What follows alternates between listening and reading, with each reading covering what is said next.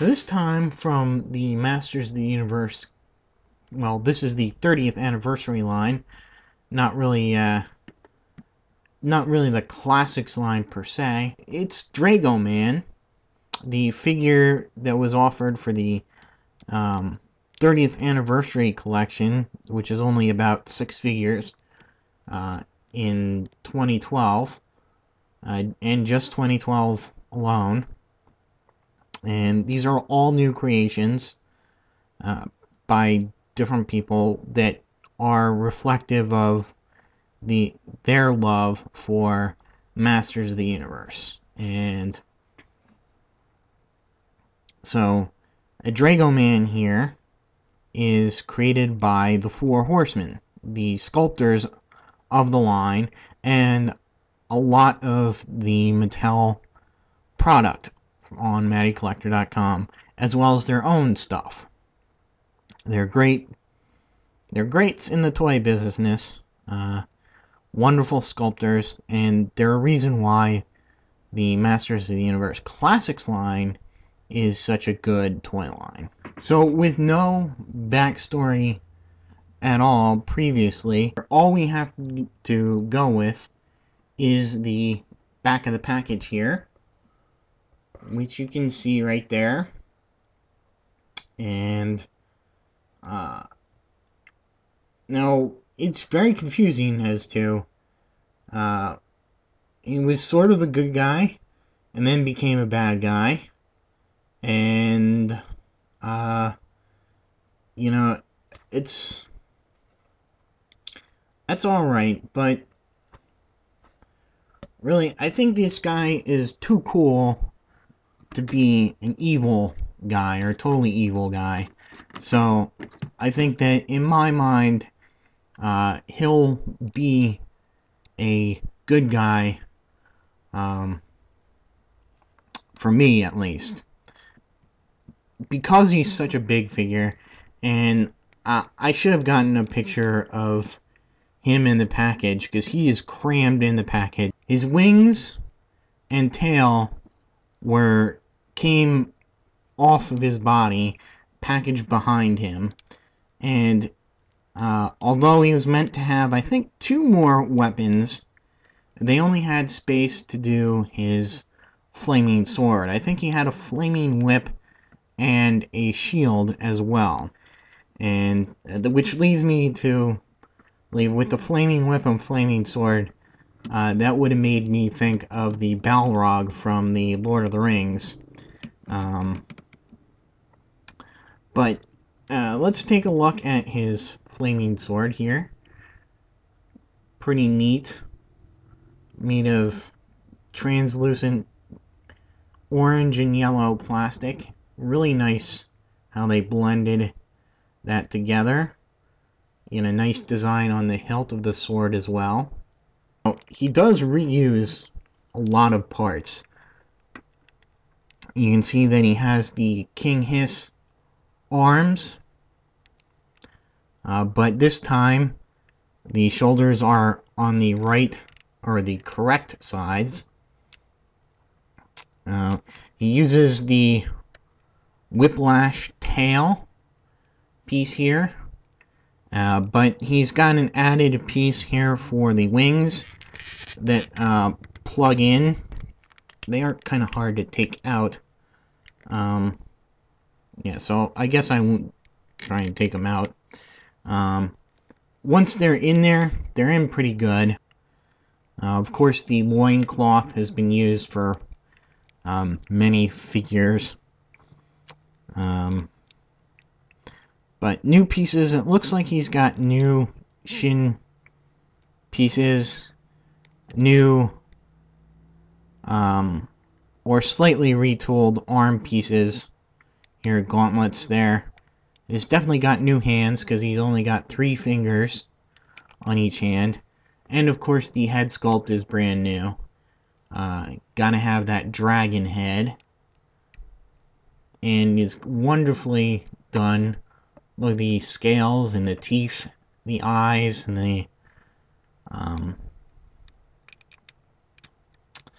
you know, it's just very neatly done. The horns, A little bit softer plastic than I would have liked to have seen on here, but still pretty neat. The wing sculpts are awesome. You got scales, the little talon or barb at the end, and you can see the kind of leathery skin that the wing is made up with, and you have this design on the outside, and these are probably going to be used for the big dragon. Geez, what's his name? Granomir, I think his name is. I may be wrong. That's going off the top of my head. But you can see that he does have the flat abdomen piece here, lower abdomen piece here. The whole chest piece here is one piece. You can't take it off. You really wouldn't want to, I don't think. But it just fits over a regular buck upper torso piece. And so it's really great use or reuse of some parts and combining with new ones. So out of all the subline of the 30th anniversary figures that have been revealed so far, this one is the one that has pretty much everyone, I think, really wanted this, who was a fan of the line. Just because it's so cool to have this kind of dragon-like character. And the Four Horsemen did such an awesome job sculpting him. And so let's go over the articulation here. The head does go left and right, up and down, and even slightly side to side, but not too much. The high collar here doesn't really get in the way, but it is limited by the sculpt of the neck here in the back.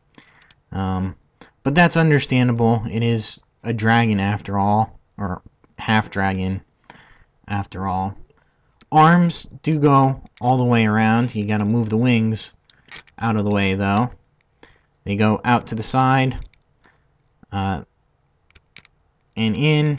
He rotates at the bicep, bends at the elbow, and rotates at the wrist. It does have ab articulation, not too far back because the tail and the way it's sculpted in there gets in the way, of course. He's got waist articulation. He can move left and right.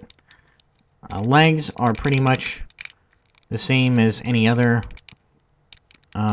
Masters of the Universe Classic figure. You know, forward, back. It is a stiffer loincloth here, but I think that's to help because of the weight of his wings and tail.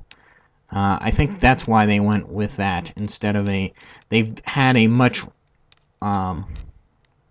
more pliable loincloth on some other figures. But he rotates at the upper thigh, bends at the knee, rotates at the boots here, bends at the ankles, forward and back, and has the ankle rock or pivot. He's got the extra articulation on his wings and tail. So his wings do go forward and back as well as rotate on the joint there. So you can get them pretty far back like that. And about that's as far forward as they come. But you can rotate them and have them in various different poses here, as much as you can think of. Different configurations. Mostly you're going to have them like this or up like that and back. His tail, just like Whiplash's, just moves left and right and that's it. They could have put a wire piece in here, maybe, just to give him a little bit more added articulation there. But that's okay. This is really a great figure. Now, I was actually surprised that I was able to get him without having a subscription to this, because I really thought that he would just fly off the site immediately. Now, we did sell out in, I think, about a couple hours or so. I suggest you, if you like what you see here, try finding him on the secondary market at Big Bad Toy Store or eBay or Amazon, maybe. And I wouldn't pay too much of him, but if he's, I guess, $35 is about a good price for him. I just noticed, wow, he has one little paint chip off of his front piece there. So I guess that'll be it for Draego-Man, and stay tuned.